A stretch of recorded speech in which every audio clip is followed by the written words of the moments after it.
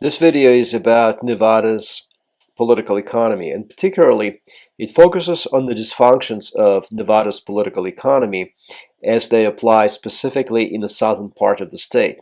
So while we can draw from this lecture lessons for Nevada as a whole, they apply much more to the southern states than to the state overall. Now, Nevada, I have to point out, consistently ranks as one of the lowest when it comes to the quality of public education. This is measured by the graduation rate, which traditionally in recent years has been at or near the bottom in the country, and overall scores, which traditionally have been at or near the bottom of the country. So Nevada is not famous at all for the quality of its education. Rather, you can say it's infamous for the quality of its public elementary through high school education. Another pretty significant dysfunction or disadvantage is that a large portion of the labor force in southern Nevada lacks the technical skills and is transient. So the Las Vegas is much more of a boom town than a recession-proof town. Boomtown is a term that goes back to the 19th century when mining boom would cause the population of a town to swell. And then when mines would run dry, people would move on, leaving a bust in its wake. So what happens with a boomtown is that it's a misnomer. It should be more accurately called a boom and bust town. So a lot of young people come in because they know it's easy to find a job even without many skills and lots of education. But then they get married, their circumstances change, or the jobs just run dry due to a severe recession, and people then move out of town. Now, there are many high-tech companies not far from southern Nevada. If you look at what's happening in northern California, you will see there are a lot of companies there over at the Silicon Valley. And taxes are very high, real estate is very expensive in California, and yet those companies choose to remain there and do not move to Nevada for cheap real estate and freedom from taxes, because Nevada has no state income tax at all. So why is it that they're not moving? The answer is because there is not enough qualified and permanent labor force in southern Nevada.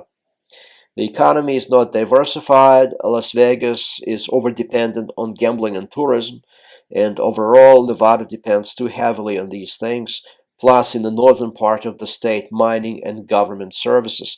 So the South is all about gambling and tourism, and in recent years, tourism begins obviously to outshine gambling. We see that the lion's share of revenue in the Las Vegas area now comes from non-gambling activities, but rather it's the entertainment venues, the restaurants, the coffee shops, etc.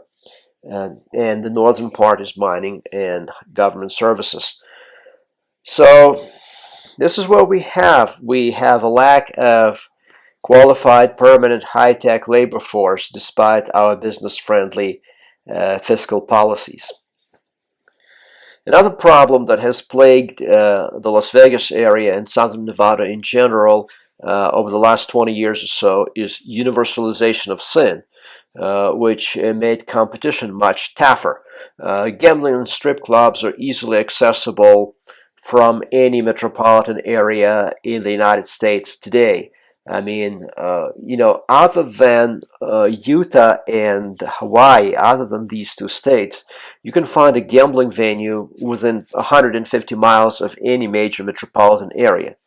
So there's less of a reason now to travel to Las Vegas to gamble, less of a reason to travel to Las Vegas to go to strip clubs, and that's actually a significant problem. And the reason why for Las Vegas economically, and the reason why this problem is particularly acute, because the major growth in Las Vegas occurred since the 1990s.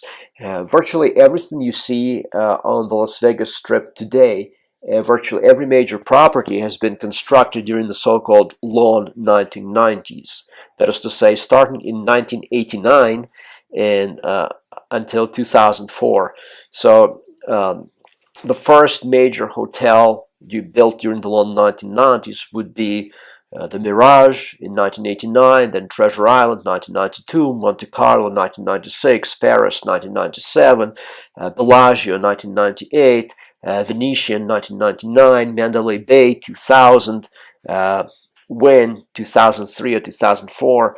So all these properties, in fact, virtually every major property except for MGM Grand and Caesar's Palace, everything you see today on the strip that's big, that's of any big size, is really modern, really recent, or built over the last 25 years. And the problem is that it was all being built just at the time that the rest of the country was legalizing gambling and legalizing strip clubs. So economically, we have to compete, and now compete globally, not just against Macau, but also against Singapore, which in 2010 opened two huge casinos. And by 2012, they have actually collected as much in gambling revenue, those two casinos, as the entire Las Vegas Strip, the casinos of the entire Las Vegas Strip. So we have a trough as far as competition is concerned. The other problem is that Las Vegas depends very heavily on 21 to 30 demographic, which fills the nightclubs, strip clubs, and hotel rooms. This demographic has been economically squeezed, particularly during and soon after the Great Recession of 2007-2008. Because of sluggish economy, elevated unemployment, and high cost of education that resulted in great student loans, and pressure put on young people because they're now trapped in debt, student loans, credit cards, and that's tough, and uncertain job prospects. Las Vegas also heavily depends on tourists from California, and California has been hit hard by the recession and also relatively slow recovery from the recession, not including the Silicon Valley part of the state. The rest of the state has experienced a kind of sluggish recovery, and the sluggishness has been masked by another bubble in real estate, by another heavily inflated real estate prices after about 2012. So if you were to look at the real estate prices in California, let's say median home price in California, it would be like $3 million in Beverly Hills, $1 million Century City, $1.2 million in Santa Monica. But even in poor areas like Inglewood, would be $400,000, Compton about $320,000. That's a median home price as of, say, 2015, 2016. So that has masked the extent to which California has been hit hard by the recession and the sluggish recovery, so that too led to a loss of revenue for Las Vegas. The Eurozone financial crisis, which began with Greek default around 2010-2011, spread, and Japan has also experienced very, very slow economic growth.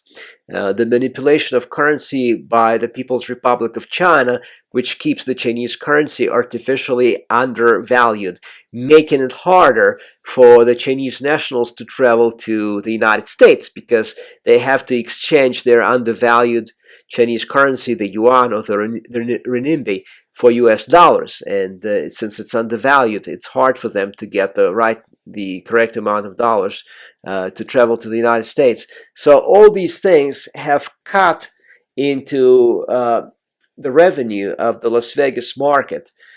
And despite that, we are still in Las Vegas have been able to keep afloat.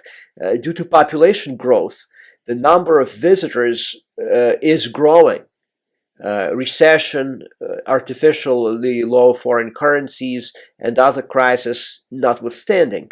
So, for example, if you look at 2016, the approximate number of visitors is 43 million, even though final numbers haven't come in. But already by 2015, we were well over 40 million visitors. So we are setting new records in terms of the number of visitors coming in, because the world's population is growing. The US population is growing and people are coming to Las Vegas. The problem is they're not spending as much as they used to, and particularly they have cut down severely on gambling. So this is a problem. Las Vegas and Nevada also have high rates of alcohol and drug addiction, which is not a secret for anyone who lives here. Las Vegas and Nevada have a high crime rate, which includes gang violence and drug dealing and prostitution.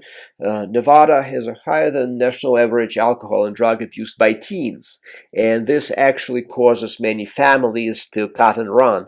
They bolt out of Las Vegas because they say, I don't want my child to grow up in this town. Maybe before they're 11, 12, that's okay. But once they become teenagers and we lose some measure of control over them, and it's harder to control where they go, who they go with, and when, we don't want them to be exposed to all that. And all that primarily means drugs and alcohol. Nevada consistently has one of the highest suicide, divorce, bankruptcy, and foreclosure rates in the country. And I think these are interrelated. They are all connected. Suicide, divorce, bankruptcy, foreclosure. Because a lot of people who lose their homes and they are also the ones who go into bankruptcy. They often become depressed, which can lead to divorce or suicide or both. There have been many complaints about the lack of quality of healthcare and scandals involving healthcare providers.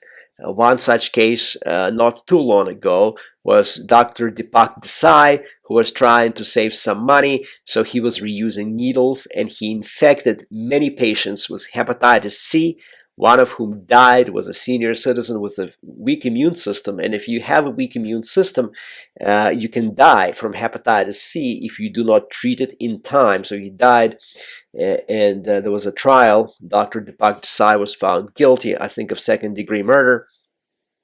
So you have to be careful.